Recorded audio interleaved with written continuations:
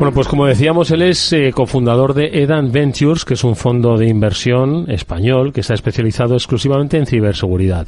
Acompañan, ayudan, hacen crecer, buscan financiación, les dibujan el futuro a emprendedores en el área de ciberseguridad.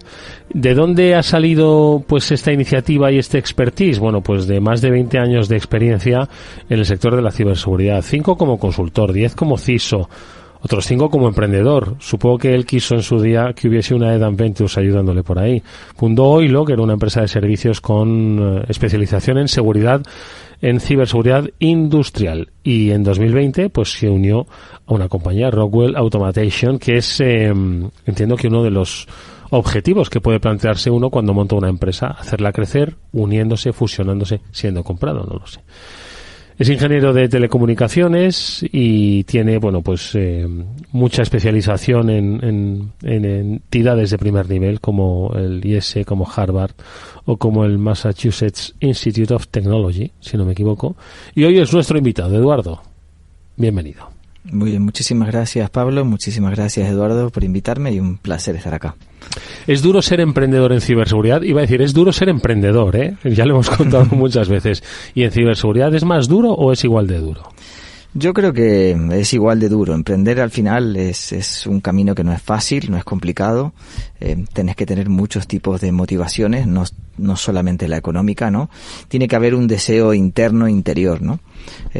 Pero yo no creo que sea más difícil ni más fácil que otro emprendedor. Pero sí que es verdad que el camino de emprendedor no es sencillo. Lo que pasa es que siempre escuchamos las noticias, ¿no? Del que triunfó, el que vendió, el que llegó a no sé dónde, pero al final es un camino de muchos obstáculos, ¿no? ¿Cómo lo viviste tú cuando fundaste Oilo? ¿Y qué es lo que ha hecho que con esa experiencia quieras ayudar a otros emprendedores a través de Edan Ventures? Bueno, yo era algo que siempre tenía en mente, ¿no? Lo que pasa es que hay que buscar el momento personal, ¿no? Para poder avanzar, pero yo lo viví como una experiencia para mí muy gratificante, muy deseada. Yo quería vivir esa experiencia de emprender. Había pasado por multinacional, había pasado por consultoría, había pasado por CISO y era algo que quería hacer sí o sí antes de terminar mi carrera profesional, ¿no? Estaba buscando el mejor momento. Hay una parte de soledad, es un poco solo y un poco también el motivo por el cual también creamos Edan. También me tocó vivirla como cofundador y ayudando a un amigo, ¿no? Que también había fundado una empresa. No era de ciberseguridad específicamente, pero tenía una parte tecnológica que después se terminó adquiriendo por un fondo grande, Seises. Y ahí noté la diferencia de estar solo o de estar acompañado con gente, digamos, que piensa como tú y que está, digamos, en el día a día, ¿no? Ayudándote. Entonces yo creo que hay una parte de soledad que es importante en la toma de decisiones, ¿no? Y sobre todo cuando no tienes ninguna referencia, la gente no confía, no invierte en una empresa que no tiene trayectoria, ¿no? Cuando un emprendedor ya tiene 2 o 3 empresas que han salido con éxito, cambia mucho la película, ¿no? Pero al principio cuando más necesitas ayuda, lamentablemente no hay, ¿no? Porque ¿cuáles son un poco, a ver, las motivaciones? Yo creo que cada uno suele tener las suyas, pero lo más importante yo creo es verte en ese proyecto y trabajar en él y tener una motivación. Yo creo que no tiene que ver nada con lo económico, tiene que ver con lo laboral, tiene que ver con el día a día, con que te guste ese área. Pero ¿dónde veis quizás los principales fallos al inicio de una empresa o a un emprendedor? ¿Dónde veis que crees que puede fallar más al principio o dónde debe hacer más fuerza quizás al principio? Sí, yo creo que claramente la motivación no puede ser económica, punto número 1. Tiene que realmente gustarte mucho lo que haces, porque le vas a dedicar muchísimas horas, muchas más que 8 y 10 al día, ¿no? Se te van a ir 2 horas al día, fines de semana, muchas noches pensando. Entonces, primer punto, creo que tiene que motivarte mucho la materia, el asunto, la tecnología en particular o el aspecto, ¿no? Ese es un tema. Se falla, yo creo que hay muchos aspectos donde se falla. Uno de los principales, te diría, cuando hablamos con emprendedores, es que creen que la idea es todo, ¿no? Y yo diría que es lo menos importante, sinceramente. Creo que ideas podemos tener acá en esta mesa 3 o 4 y si le preguntamos a ChatGPT nos va a tirar otras 10, ¿no? Y si googleamos, el problema no es la idea, el problema es cómo llevarlo a cabo. porque al final ideas hay muchas, pero la capacidad de ejecutar y de llevar a cabo una idea es muy complicado. Ese sería el primer punto, yo creo, el tema de la idea. Segundo, el equipo. Yo creo que otro gran error es no compartir esa idea, ese proyecto con más gente. Al final, en una startup se necesitan distintas habilidades y es muy difícil que una persona las reúna todas. Necesita de aspectos comerciales, de aspectos técnicos, de aspectos financieros, ¿no? Disponibilidad para viajar. Entonces, al final, hay que armar un equipo. Hay que armar un equipo de por lo menos 2, idealmente 3 personas, pero hay que tener claro, y ese equipo tiene que estar en el momento personal también adecuado, tienen que querer, y evidentemente hay que compartir el famoso equity, ¿no? Que es las acciones que digamos la pertenencia a la compañía. Ese es otro tema importante. Y después otro gran tema, que yo lo viví en carne propia cuando me equivoqué en un par de ocasiones, ¿no? Y lo sigo viendo, es que podemos tener una muy buena idea, puede ser que nos brillen los ojos cuando tengamos esa idea, lo cual es genial, ¿no? Tenemos un equipo, lo cual perfecto, y después es entender que esto resuelve un problema y que alguien esté dispuesto a pagar por eso. Porque puede ser una idea genial, puede ser todo espectacular, nos apasiona, pero nadie quiere pagar por eso. Entonces, eso significa que el mercado no lo acepta, y si no lo acepta el mercado, no hay empresa. Oye, Eduardo, ¿me puedes hacer una especie de radiografía con una mirada hacia atrás de cómo ha evolucionado el mercado de la ciberseguridad desde la óptica de sus empresas, o el sector ciber desde la óptica de sus empresas? Es decir, había antes muy poco emprendimiento, muy poca empresa pequeña y mucha empresa grande. Ahora hay más pequeñas que grandes, hay mucho. ¿Cómo ha evolucionado? Bueno, acá voy a dar mi opinión. Yo creo que hoy como estamos y como estaba antes, hoy por hoy creo que lo que faltan son empresas intermedias, ¿no? Y en general diría que faltan emprendedores, ¿no? Diría que hay poco emprendedor en líneas generales. Entonces, ¿qué nos encontramos? Nos encontramos siempre la gran empresa, ¿no? Que todos conocemos, ¿no? Los grandes players que tienen 300 personas empleados, ¿no? Y que copan una gran parte del mercado. Después vemos mucha empresa, el siguiente sería, hay empresas chiquititas, ¿no? De 10, 15 empleados, con un buen foco, con un buen equipo técnico, ¿no? Tratando de sobrevivir ahí, ¿no? Dando guerra. Y lo que veo que ahora ha hecho en falta, que a lo mejor antes existía, cuando yo empecé hace unos 20 años sí que había, y ahora veo menos, son estas empresas intermedias, estas que estén jugando, digamos, en mitad de campo sería, ¿no? De 50, 60, 70 empleados, que tengan la capacidad de competir con las grandes, ¿no? Pero que no sean tan chiquititas que un simple movimiento, una ola, ¿no? Las deje en jaque, ¿no? Uh-huh. Sí, yo noto eso. Y la falta de ambición de emprendedor, sí. Creo que hay una carencia en nuestro sector, ¿no? No hay tantas personas que estén dispuestos a dejar todo y arriesgar, ¿no? Porque al final hay una parte de riesgo que es muy elevada, ¿no? Y lo entiendo, ¿eh? ¿Y a qué lo achacas? Pues fíjate, yo conozco a 2 y están en esta mesa. No, yo iba a aprovechar precisamente porque, bueno, yo en mi caso, pues somos pequeñitos todavía, estamos en esa parte de las que una ola nos lleva puestas. Hombre, no. Sí, no, nosotros somos pequeños, o sea, vamos creciendo bien, vamos haciendo nuestras cositas, pero todavía somos pequeños, tenemos buenos clientes, tenemos buenos partners, pero aún así nos queda bastante para convertirnos, yo creo, en lo que sería una media empresa en la que puedas surfear tranquilamente olas y poder ir tirando. ¿A qué lo achacas? Porque, o sea, lo que te decía, quizás yo creo que talento nos sobra, capacidad técnica y gente y motivación nos sobra. Hay muchas empresas que son chiquititas, pero ¿qué nos falta en España para poder llegar a ese medio campo? Yo creo, y me tocó viajar mucho, ¿no? En mi vida profesional, y cuando hablaba con Rockwell, y cuando estuve viajando también, yo tenía clientes en México, Colombia, Perú, Chile, en todos lados. Y al final uno va viendo. Yo creo que en España hay mucho talento, sinceramente. Creo que cuando un producto, una empresa, por chiquitita que sea, pequeña, funciona en España, perfectamente puede salir fuera. Creo que lo que falta para mí es el ecosistema que apoya a ese emprendedor, que tiene 5, 6, 8 empleados, que está yendo a pulmón, que está solo, ¿no? Que tiene un producto en un mercado exigente, porque España en materia de ciberseguridad es un mercado exigente, hay mucho talento, no es fácil destacar, no es fácil lograr un producto, un servicio. Y acá hay empresas de primer mundo, de primer nivel en cada sector, que si compran por algo es, porque pueden comparar con cualquier otro fabricante o cualquier otra empresa de servicios, ¿no?, del mundo.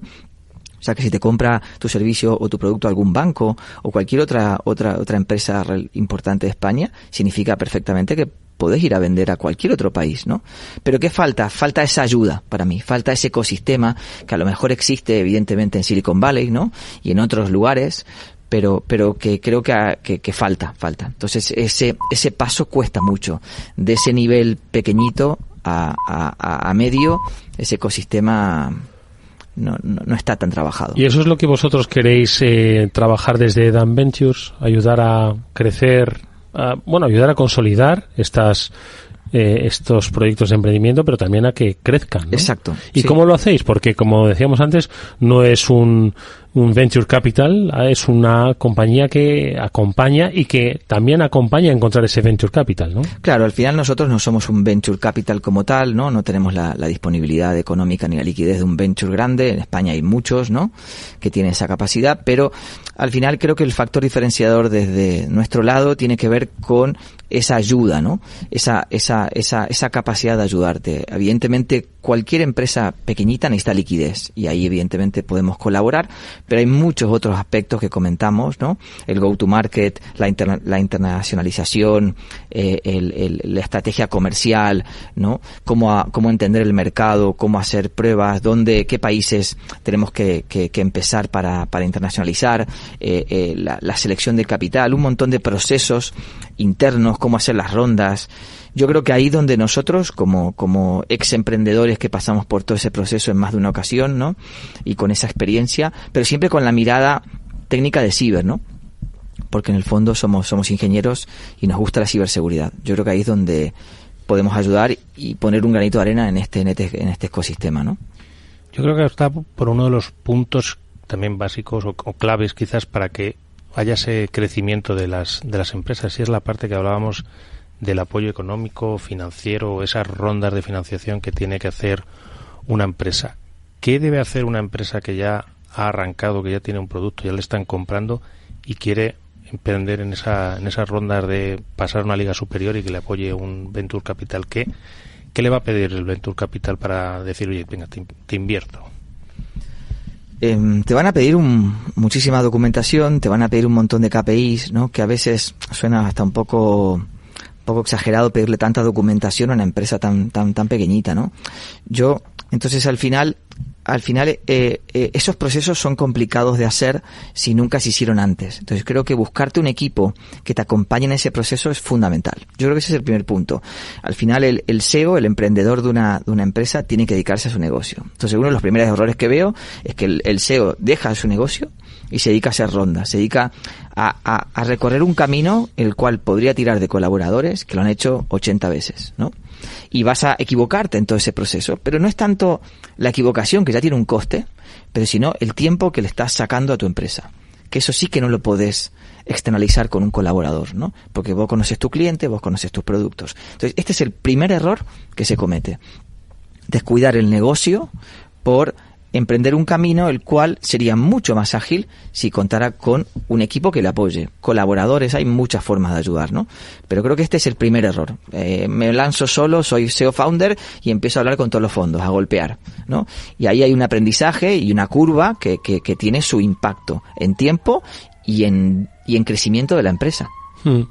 Oye, hablabais y habéis insistido mucho en el buen producto, ¿no?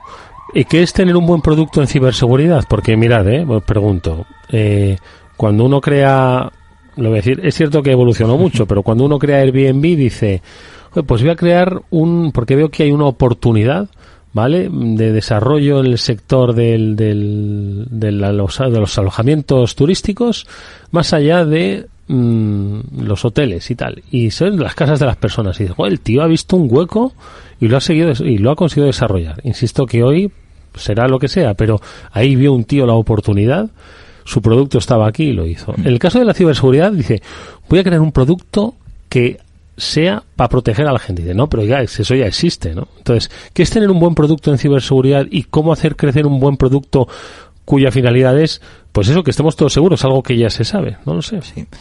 Yo creo que el primer punto es es entender lo que el mercado necesita. Creo que en lugar de empezar por la parte técnica, que sería, ¿no? Y desarrollar, no sé, algún agente que sea súper fabuloso, espectacular, o algún producto que técnicamente nos enamore a los técnicos, ¿no? Antes de empezar ese camino es entender qué es lo que el mercado necesita, entender qué es lo que el comprador, la gran empresa, el CISO necesita, dónde le duele, ¿no? Y a veces hay soluciones como la que comentabas de Airbnb que no son complejas. En realidad las mejores startups son las que son sencillas, claras, directas y fáciles de aplicar, ¿no? Y a veces yo noto que nos volvemos locos técnicamente en un producto exageradamente complejo, ¿no?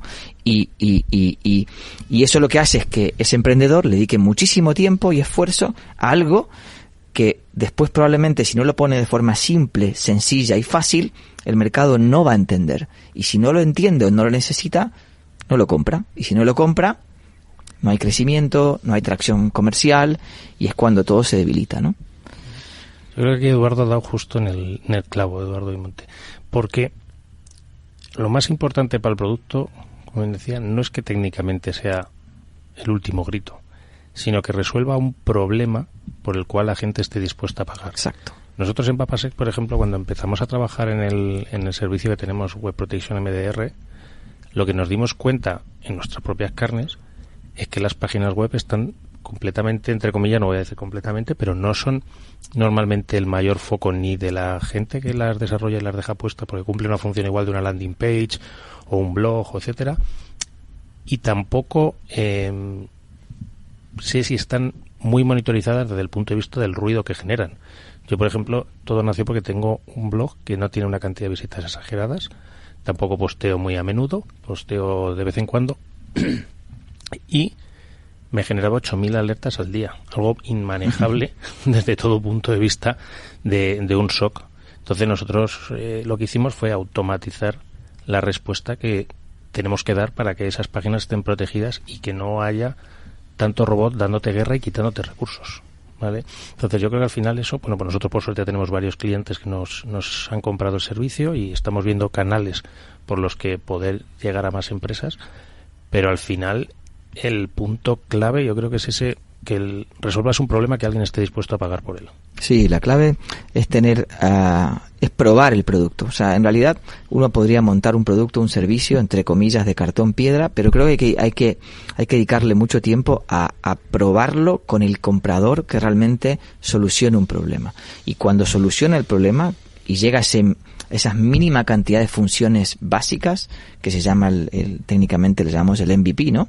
Cuando ya cumple eso, después nos centramos en cómo optimizar y escalar, ¿no? Pero al principio tiene que ser sencillo y tiene que haber alguien que diga sí, resuelvo este problema y estoy dispuesto a pagar, ¿no? Eduardo, ¿y el mercado qué está buscando ahora cuando te unes a Rockwell Automation? ¿Qué buscaba Rockwell? Quería crecer, quería ver oportunidades. Ahora mismo las empresas un poco más grandes que se asoman al mercado de los emprendedores, de los oferentes de soluciones que ven que tienen las empresas, esas necesidades, ¿qué es lo que están buscando? ¿Están buscando empresas pequeñas? ¿Hay avidez por crecer en el sector, por crecer en España? Sí, entonces las empresas grandes como Rockwell y como muchísimas otras más de nuestro sector, al final lo que buscan es crecer en servicios, ¿no? Pero su capacidad de innovación es complicada. Son empresas muy grandes con muchos procesos, muchos protocolos, están en bolsa, tienen muchísimo compliance. Entonces, la parte de innovación y crear algo desde dentro es muy complicado para cualquier multinacional en general. Entonces, creo que ahí es donde el emprendedor tiene un punto tremendo que puede ser ágil, crear algo, tiene que tener tracción comercial, evidentemente, y cuando la empresa grande ve, hey, este servicio está funcionando, lo están comprando, y esta gente sabe cómo lo hace, y yo, gran empresa, necesito crecer en volumen, no me voy a poner a inventar nada de cero, voy y adquiero. Y ese es el punto, ese es el rol para mí que hay entre emprendedores y gran empresa. Sin emprendedores, difícilmente haya innovación, son muy pocas las grandes empresas que hacen innovación de verdad y que eso cala al usuario. En el ámbito ciber cuesta mucho encontrarlas, ¿no? Eduardo, insistes mucho en la tracción comercial. Sí. Se tiene que vender, esto tiene Exacto. que... ¿Por qué? ¿Que piensan en otras cosas? Pero es que si nadie está dispuesto a pagar, no sé, habría que buscar un ejemplo de algún problema que se solucione, pero que nadie quiera pagar por eso, ¿no? Entonces, al final, si nadie quiere pagar por ese problema o por esa solución, eso significa que no tiene tracción comercial. Si no tiene tracción comercial, no va a funcionar. Al final, son empresas y para funcionar necesitan poder vender y pagar salarios y gastos. Entonces, si no hay tracción comercial, yo recuerdo, podemos hablar de un caso ya antiguo, ¿no? Que era los Iridium, ¿no? Los teléfonos Iridiums. Suena bien, eso sí. Bueno, esto fue un caso súper famoso, ¿no? Iridiums era una empresa que era un teléfono que hace muchísimos años salió, que era satelital, era gigante, grande. Y prometía que se podía hablar de cualquier parte del planeta, ¿no? En cualquier momento, en cualquier circunstancia, cobertura total, ¿no? Desplegaron los satélites, los teléfonos, y al final valía, no me acuerdo en su momento, X dólares la hora, el minuto y el aparato. Perfecto. ¿Soluciona un problema? Sí. ¿La gente está dispuesta a pagar una fortuna para poder hacer una llamada arriba de un monte? No. No, esperan a bajar. Y ya está, claro, y ya está, y se acabó el problema. Entonces al final, ¿qué pasa? Sí, soluciona un problema, sí, técnicamente es genial, espectacular la ingeniería, satélites, todo, pero ¿alguien está dispuesto a pagar por ese problema? No. Y ya está, y automáticamente fracasó. Y ahí estaban todos los grandes, metidos como fundadores. Yo recuerdo que estaba hasta Bill Gates, fue uno de los fundadores. O sea, un equipo espectacular, una tecnología tremenda, pero no se invirtió tiempo en hacer un prototipo y ver si yo se lo doy a 1000 usuarios, ¿esto lo van a usar o no? Porque ahí te das cuenta que no. Entonces, hacer un prototipo que funcione nomás en un pueblo, ¿no? Y ver si la gente, cuando sube la montaña, quiere hacer llamadas. Si no quiere hacer llamadas... quiere pagar a millón el exacto. Minuto. Sí. Acá hicieron todo al revés. Hicieron todo el despliegue, desplegaron toda la tecnología, consiguieron todas las inversiones, todo el capital, y cuando salen a vender, no vendieron nada y hay muchos casos de estos, Me está recordando una de esas cosas que vi en alguna clase de MBA y similar, que decía, ¿por qué está dispuesta la gente a pagar? Pues por algo que te ayuda a vender más, por algo que te ayuda a reducir costes o por algo que te haga estar más seguro. Entonces, muchas veces conseguir alguna de esas tres cosas es lo que te va a dar la clave, ¿sabes? Pero bueno, oye, que hemos hablado de cosas que no han ido mal. Cuéntanos alguna que haya ido bien, alguna empresa que hayas visto, oye, este emprendedor, no con nombre y apellidos, pero sí decir, oye, este emprendedor ha hecho algo muy bien y creemos... Bueno, solo hemos hablado de la del satélite, esta, como mala. El satélite no vamos a hablar de ella. El teléfono este. No, a ver, hay muchos ejemplos. A ver, si queremos bajar acá en el ámbito en España, yo creo que han habido algunas empresas súper importantes que fueron muy bien, ¿no? Como la de Pedro Castillo de Evo, ¿no? Fue espectacular. La de Dani de Blue Leaf también, ¿no? Es verdad que hay empresas que realmente, emprendedores en España, que les ha ido muy, muy bien, ¿no? Lo que pasa es que no es sencillo, ¿no? Al final fueron recorriendo distintos caminos, cada uno tuvo su experiencia. Hay muchas otras empresas también que les fue bien. Hay casos llamativos a veces, ¿no? El famoso caso que no tiene que ver con ciber, pero que fue llamativo, el de Waze, ¿no? Como estaban desarrollando, eso lo leí hace un tiempo atrás en un caso, en un máster. Están desarrollando cómo controlar el tráfico, ¿no? A través de un montón de antenas y sensores colocadas en las carreteras con inversiones millonarias, ¿no? Y de repente apareció Waze con una aplicación, ¿no? Que la gente cargaba y a través de la monitorización, ¿no? Lograban obtener todos los datos que pensaban hacer de forma física, ¿no? Entonces, ahí a veces está lo que comentábamos antes de hacerlo simple, sencillo, y directo, ¿no? Hay casos muy, muy interesantes, pero es verdad que no hay muchos, No hay muchos, porque el camino es difícil, de mucha gente que lo intenta, van cayendo en el camino, ¿no?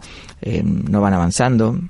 Y bueno, también está el caso ahora reciente, ¿no? De una empresa de forense, ¿no? También, que la adquirió un fondo, ¿no? De Abraham. O sea, hay casos en España. Yo creo que en España hay muchísimo talento, hay muy buenas empresas. Lo que pasa es que falta un poquito más de ecosistema, pero yo diría que hay muchas referencias interesantes. ¿Cómo se monta ese ecosistema? Es lo que iba a decir, exactamente. ¿Cómo se monta el ecosistema? Estoy convencido que estáis ayudando a ese... Sí, yo la verdad que no soy el experto en montar este tipo de ecosistemas. Sí que noto que en ese aspecto hace falta esta ayuda, y de ahí la creación de EDAN, pero yo creo que las personas que encargadas de hacer este tipo de acciones claramente podrían mirar el Silicon Valley. Silicon Valley hay toda un un ambiente y todo un ecosistema a favor, ¿no? Evidentemente tiene que haber liquidez, eso por empezar, ¿no? Y apoyo fiscal, pero no es solamente eso, ¿eh? Tiene que haber todo y no son solamente oficinas y coworking, tiene que haber más, tiene que haber universidades, tiene que haber talento, tiene que haber, es todo, no son piezas aisladas, sino conjuntas y tienen que estar armonizadas. Podemos tener muy buenas universidades con muy buenos másteres, pero si no tenemos el ecosistema, si no tenemos la liquidez, si no tenemos la parte fiscal, si no tenemos también los advisors. Yo creo que los advisors juegan un factor súper importante en las empresas. Fíjate que casi todas las empresas de startup tienen buenos advisors, ¿no? Al final el advisor te va a evitar que cometas un montón de errores. Y al final es eso, la empresa pequeñita no deja de ser un pequeño barco que ante 2 olas se cae, ¿no? Y el advisor es el que te va a dar ese conocimiento de haber pasado por eso y te va a evitar esas olas. Y eso también tiene un valor, ¿no? Económico, en equity o como sea, ¿no? Pero al final es todo un ecosistema que tiene que estar conjunto y tiene que estar armonizado, ¿no? Y eso que hablabas de equity, me imagino que vosotros os enfrentaréis también bastante a lo que te voy a preguntar, ¿os encontráis mucho el caso del emprendedor que le cuesta soltar esa parte de equity, que está muy reticente a compartirlo ya no solo con inversores, sino con empleados? Sí. ¿Cómo crees o cómo lo hacen en Silicon Valley para intentar? Yo creo que eso allá está muy, muy estudiado, incluso es muy fácil encontrar tablas. Pero sí, acá encuentro mucho, cuando hablamos con emprendedores, este es como mi tesoro, ¿no? El del Señor de los Anillos y no lo suelto. Y creo que es un error, porque tener todo de algo chiquitito es importante tener algo menos, pero algo más grande, ¿no? Y al final, no nos equivoquemos que esto no va de económico únicamente, va de que crezca, ¿no? Y para poder crecer necesitas ayuda. Necesitas advisor, necesitas empleados comprometidos, y como todos en esta vida, si no tenés un plus de algo, no te vas a comprometer, vas a hacer lo necesario, lo que uno sienta acorde. Entonces, la forma de comprometer que tiene el emprendedor al principio, evidentemente es la idea, ¿no? Tiene que gustar la idea al resto de empleados y al advisor. Pero después es con equity. Equity es, en realidad no deja de ser una moneda virtual, ¿no? Que el día de mañana valdrá algo, pero si ni siquiera estamos dispuestos a soltar ese equity, la gente no va a ir. Ya es difícil que crean en ti, difícil que crean en el proyecto, difícil que les guste la idea. Si no estás dispuesto a dar equity a cambio, es difícil que te rodees de un equipo bueno. Oye, Eduardo, y en este escenario de ciberseguridad, de amenazas, nos escuchabas antes en las noticias hablar de la cantidad de brechas de seguridad que había, ¿no? Robo de datos, pero también hemos sacado y recuperado el ransomware, que hacía tiempo que no teníamos noticias de ransomware, ¿no? En fin, hay un montón de cosas, ¿no? Se le suma lo de la inteligencia artificial, es decir, en el ecosistema de ciberamenazas, ¿cuál dirías tú que es una buena oportunidad de desarrollo, pues, para dar respuesta al actual ecosistema? Con herramientas específicas para las brechas de datos, para evitar el ransomware, no sé. A ver, yo veo unas tendencias en temáticas que podemos comentar, si querés, que al final veo que hay una necesidad. Eso es lo que te puedo decir, que hay una necesidad que nadie está cubriendo, que muy pocos players están cubriendo, ¿no? Y que evidentemente van a contribuir a evitar este tipo de incidentes, pero al final los incidentes, ¿no? Como comentaba Pablo, no se arreglan con una sola medida, son un conjunto de medidas. Sí que puedo ver, de hablar con emprendedores, de ir a congresos, de leer, ¿no? Y de investigar, porque al final nosotros estamos todo el tiempo mirando y entendiendo el mercado por dónde va, qué es lo que necesita. Yo diría que hay 3 o 4 tendencias que podemos comentar en el ámbito de ciber, que hay que, definitivamente, en los próximos años van a salir players importantes. Uno es el que tiene que ver con la observabilidad de los datos, ¿no? Yo creo que Pablo, estamos de acuerdo, ¿no? Se genera una cantidad ingente de datos en las empresas y que no se aprovecha ni el 10% ni el 20%. Entonces, aquí hay un tema, ya hay players muy buenos, en España también hay empresas que están en este tema, y creo que es un tema fundamental, que todas las grandes empresas del IBEX y medianas y grandes van a tener que abordar en algún momento. Sinceramente, lo digo. Creo que hay muchísimos datos que no se están aprovechando y creo que hay que optimizar eso. Yo ese punto lo veo. Otro punto que me toca más cercano, porque me gusta más el ámbito industrial, tiene que ver con la parte de ciberindustrial, donde claramente falta una visión integral. El ámbito industrial tiene menos madurez que el ámbito de TI, digamos, de sistema de información, pero a los últimos años, desde que yo empecé en el 2016 hasta la fecha, se desplegaron muchas sondas, un poco lo que pasaba en el ámbito IT, ¿no? Firewalls, IDS y demás, y lo que está faltando es una mirada integral. O sea, falta esa mirada integral. Incluso Gartner propone una categoría nueva, ¿no? Que es la mesh, que le llaman, ¿no? CDMA. Bueno, al final, cuando Gartner y el mercado está indicando que por ahí va la película, claramente van a salir jugadores en ese ámbito. Y después todo el tema que con la automatización de los pentesting, con la automatización de las respuestas, ¿no? Del response, del forense. Yo creo que ahí hay la aplicación de la inteligencia artificial en todas estas tareas que hoy por hoy hacemos manuales. Yo creo que ahí hay formas de optimizar y que sin duda van a haber emprendedores que van a atacar ese tema, sí. Buenas pistas, ¿no? Son buenas pistas, desde luego. O sea, hay que escuchar el programa, joder, hay que ir cogiendo, porque los invitados que tenemos son... ¿Por dónde van? El de la seguridad industrial, ¿no? Que hablaba industrial, Eduardo. Automatización, este último. Y luego los datos, ¿no? Yo creo que en todas ellas hemos traído a alguien, fíjate lo que te digo. Sí, pero es lo que dice, hemos traído, pero bueno, hay una necesidad y es el camino, o sea, apuesta por ahí. Sí, yo creo que sí, por ahí yo veo la necesidad desde el punto de vista del comprador, la gran empresa, el CISO, que tiene el problema y tiene que abordarlo, ¿no? Yo creo que los CISOs se van a enfrentar a esos problemas sin ninguna duda, si no ya algunos lo tienen y tienen que de alguna forma solventarlo. Y no lo van a arreglar las grandes empresas esto, no lo van a arreglar los grandes players que conocemos, no lo van a arreglar, lo van a arreglar los emprendedores que quieran asumir el riesgo, ¿no? Oye, una pregunta, cuando hablabas de la parte de automatización y quizás también con tu visión de CISO de 10 años, ¿ves miedo en automatizar la respuesta ante las amenazas en general en las compañías? Cuando digo miedo, es miedo a bloquear a la reticencia, ¿no? Alguien... Yo creo que puede existir, pero al final hay muchas tareas, ¿no? Que se pueden automatizar, muchísimas, que son sencillas y que requerirán algún tipo de validación, de un flujograma, de algún tipo de playbook, ¿no? De algún tipo de mecanismo de supervisión. Pero sin duda se van a automatizar, ¿sí? Al final, creo que las tareas, en línea general, en el ámbito nuestro, que no aporten valor y que se puedan automatizar, van a ser objeto de automatización, seguro. Te lo digo porque desde mi punto de vista, dentro del SOAR, que ha sido una de esas corrientes que ha habido quizás hace unos años y que ahora quizás ha ido un poquito más de capa caída, aunque tiene que subir, veo mucho que se ha trabajado en el tema de enriquecer, de meter más información, obtener información sobre las cosas y menos sobre actuar. Sobre la respuesta. Sobre la respuesta pura y dura de decir, oye, mira, es que tengo claro que este tío está haciendo algo chungo, de momento le bloqueo. Luego ya veré, luego ya pregunto. Bloqueo y luego pregunto. Sí. No sé si en general los responsables de seguridad hay miedo para eso. Yo creo que habrá una línea que seguro que sí, pero creo que es inevitable. Esto es como cuando yo me acuerdo que hablaba con algún CISO amigo hace muchos años que no creía en la nube. ¿Y cuántos había de CISOs que decían que no, yo no voy a la nube, de grandes instituciones? Y al final mi respuesta es, vas a ir a la nube, la pregunta es si vas a ir por buenas o por malas, ¿no? Una última pregunta, rápida. ¿Está infravalorado el sector? ¿Se debería mover más dinero todavía? Sí, yo creo que en España sí.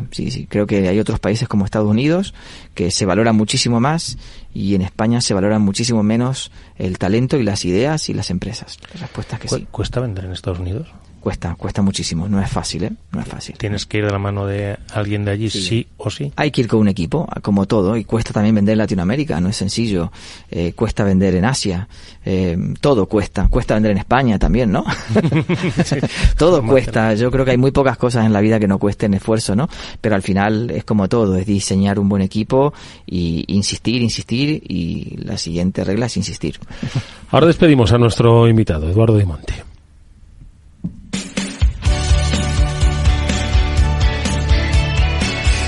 Espacio Seguro.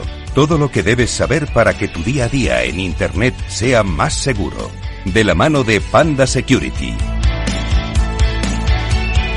Nada, nuestra recomendación final hoy a propósito de que nuestra Mónica está en este 20º aniversario de Pantallas Amigas, bueno, pues siempre recordar, especialmente padres, pues que tengan esa cultura de ciberseguridad que incluye no solo la protección de los entornos, sino también todas esas amenazas que forman parte más de la vida digital y que hay que tener pues conocimiento de ello, pues por si se producen en sus entornos familiares. Pablo. Sí, me recuerda mucho a Ángel Lucho, esa parte de alfabetización de tanto de padres como de de hijos, y además precisamente la conferencia, yo creo, central habla de alfabetización digital, inteligencia artificial, derechos y vulnerabilidades en la infancia. Entonces, claro, es que es muy importante que nosotros como padres seamos conscientes de los riesgos a los que están expuestos nuestros hijos con la tecnología. Creo que no tienen nada que ver con los que sufríamos nosotros cuando teníamos también 14, 15 años y nuestros padres tampoco sabían de qué iban. Y pues oye, había unas medidas básicas en ese momento, que era poner el ordenador en el salón, y así no te estabas en ningún sitio que no te pudieran monitorizar. A día de hoy, pues oye, la cosa se ha hecho un poco más compleja, hay dispositivos móviles, teléfonos, etcétera. Al final creo que sigue siendo algo que los padres tienen que hacer y poner unas barreras, unos controles y una educación, sobre todo, y un acompañamiento de esos hijos con la tecnología. Bueno, pues como siempre, nuestra recomendación es que se informen sobre los controles parentales, que se informen ellos y luego transmitan esa cultura de ciberseguridad. No es una cultura restrictiva, sino simplemente de entender cuáles son los entornos, los riesgos y también las oportunidades, y que contribuyan a ese desarrollo. El recordatorio de nuestro espacio Seguro Panda. Vamos a ir despidiendo el programa, venga.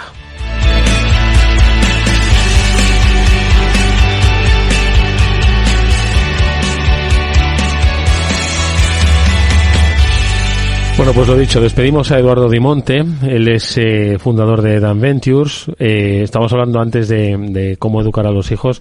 Nos está escuchando tu hija, ¿no? Sí, debería. Sí, ya terminó los deberes. Si no, nos puede escuchar en podcast, ¿eh? Sí, debe estar Blanca ahí escuchando.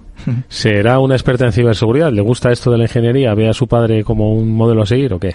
No sé si se va a dedicar a ciberseguridad, pero por lo menos que me escucha, seguro. Nosotros la animamos. Un saludo para ella. Eduardo, muchas gracias. No, muchísimas gracias a ustedes por la invitación. Un placer estar acá.